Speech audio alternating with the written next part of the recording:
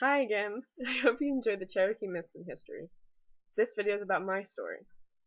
You see, not all of the Cherokee were forced to move to Oklahoma during the period of the Trail of Tears. In fact, my ancestors escaped and moved to the Deep South in Florida. There they lived quite peacefully. In the 1850s, my grandfather's Cuban ancestors also moved to Ybor, Florida.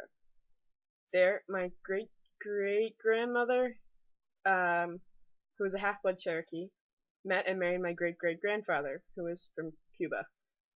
My grandfather Paul was born, and later went to school in South Carolina, meeting my grandmother, who was from New York.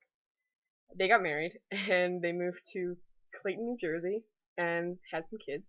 And one of them was my father, who met and married my mother in New Jersey. And then they decided to move to Roanoke, Virginia. That's where I was born, as the fourth of five kids.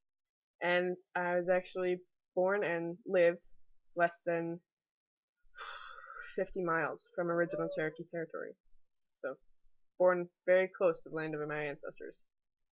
If you'd like to see my writings and stories as a continuation of this project, due to the fact that I am Cherokee and my writing does demonstrate a change in Cherokee writing, you click on the link below.